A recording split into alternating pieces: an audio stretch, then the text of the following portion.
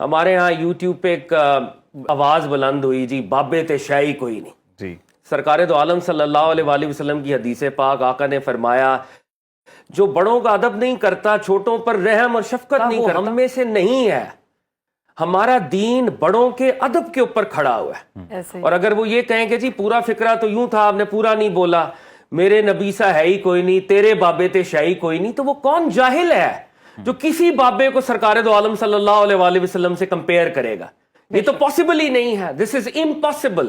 بے شک۔ اور جس درجے پر صوفیاء کرام نے سرکار دو عالم صلی اللہ علیہ وآلہ وسلم کو سیلیبریٹ کیا، جس درجے کی معرفت، جس درجے کی محبت انہوں نے مین سٹریم کی، وہ تو جب سرکار دو عالم صلی اللہ علیہ وآلہ وسلم کی بات کرتے ہیں تو وہ آقا کے بارے میں کہتے ہیں حقیقہ محمدیہ، اللہ صاحب الصلاۃ، دا محمدن ریالٹی، وہ تو اس درجے پر جا کے ان کو سیلیبریٹ کرتے ہیں۔ ناظرین، بات کریں گے قیام پاکستان کے اسلامی اور روحانی پہلوؤں کی۔ گزشتہ سیگمنٹ میں ہم نے تصوف پر بات کی تھی اور یہ سمجھنے کی کوشش کی کہ تصوف کیا ہے اور بر صغیر میں اسلام کی اشاعت میں تصوف کا کتنا اہم کردار رہا ہے۔ اسی سلسلے کو آگے بڑھائیں گے اور آج ہم بات کریں گے صوفی ازم سے متعلق کہ بر صغیر پاک و ہند میں صوفیاء کرام نے اپنے کردار اور عمل سے لوگوں کی زندگیوں میں کیسے انقلاب برپا کیا اور غیر مسلمانوں کو اسلام کی طرف کیسے راغب کیا۔ اسی پر بات کرنے کے لیے ہمارے ساتھ موجود ہیں ریسرچ اسکالر ہیں سید فہد علی کاظمی صاحب۔ ویلکم کرتے ہیں فہد صاحب، کیسے ہیں آپ؟ الحمدللہ، آپ لوگ خیریت سے ہیں؟ کاظمی صاحب، تو آج کیا سر آپ بتا رہے ہیں ہمیں؟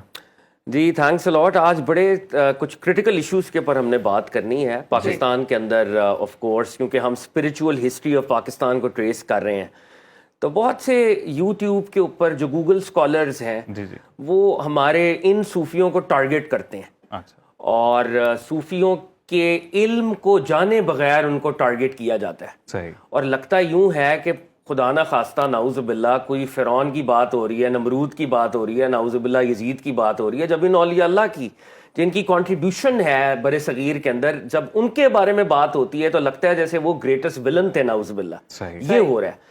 تو جو ایشوز اٹھائے جاتے ہیں، میرا دل کر رہا تھا کہ میں آج ان ایشوز کو کوئکلی ذرا ایڈریس کروں اور ان کے جو سوالات ہیں ان کو ہم لاجیکلی ذرا دیکھ لیں، کیونکہ بہت شور ہے، بہت سے لوگ سمجھ رہے ہیں کہ ایک یہی نیریٹو ہے اور دوسرا کاؤنٹر نیریٹو کیونکہ آ نہیں رہا، تو آج ہم نے سوچا کہ کوئی نیریٹو آپ کے سامنے رکھیں۔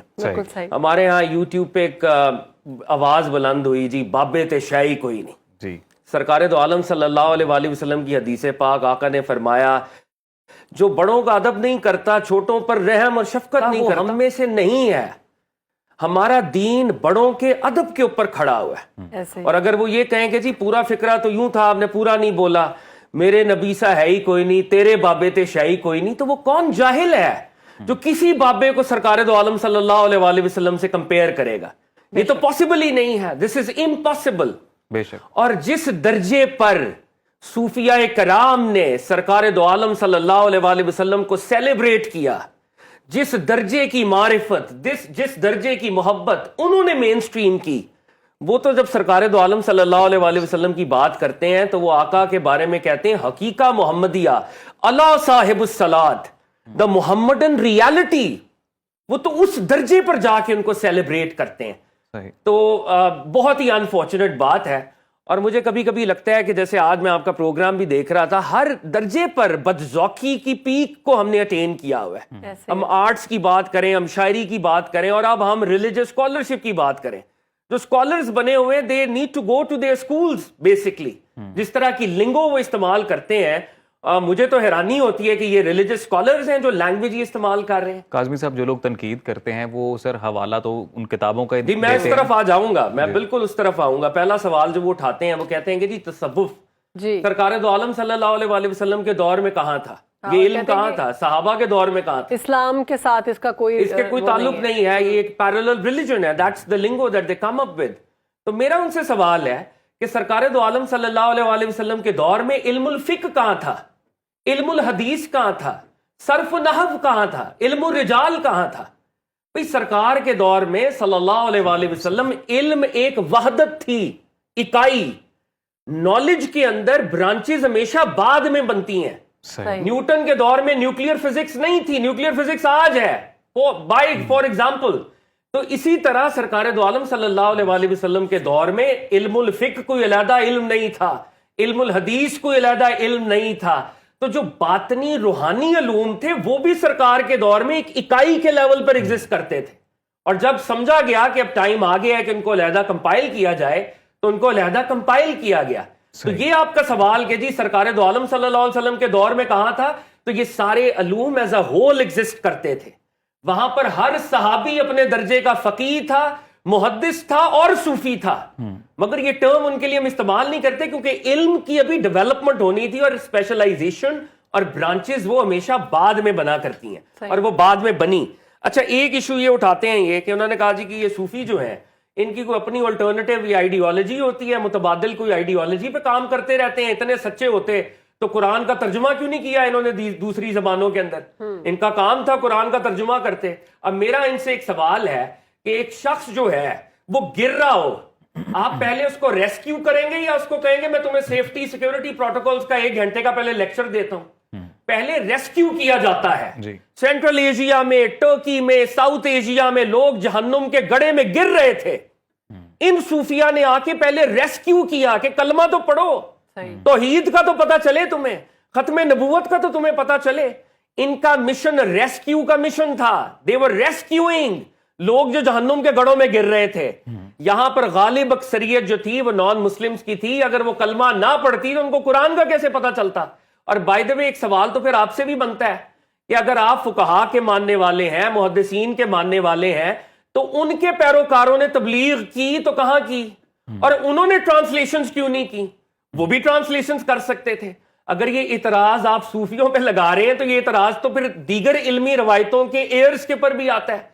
تو یہ بھی ابسرڈ بات ہے. صوفیوں نے تبلیغ بھی کی، بادشاہوں سے ٹکر بھی لی، لوگوں کی اخلاقی تربیت بھی کی، اور الٹیمیٹلی جب ان کو یہ لگا کہ یہاں پہ ٹرانسلیشن ہونی چاہیے تو شاہ ولی اللہ بائی دا وے جنہوں نے ٹرانسلیشن کی تھی وہ بھی تصوف نواز ہی تھے، وہ بھی صوفیزم سے انسپائرڈ ہی تھے بائی دا وے. اور اس دور میں لوگوں کو عربی کی تعلیم بھی اس درجے کی ہوتی تھی کہ ایٹ ٹائمز وہ ڈائریکٹلی عربی کو پڑھ سکتے تھے. یہ بھی ایک ریزن تھا کہ ٹرانسلیشن فوری طور پہ نہیں ہوئی. Arabi was part of their heritage. تو یہ سوال بھی ان کا جو ہے عجیب و غریب ہے. اور مطلب ایک سوال جو یہ اکثر کرتے ہیں کہ جی آج کل مزارات پہ جو ہو رہا ہے وہ بڑی پرابلم ہے جی مزارات میں. پہلا سوال یہ ہے کس صوفی نے یہ کہا کہ جی مزارات پہ آپ یہ کریں؟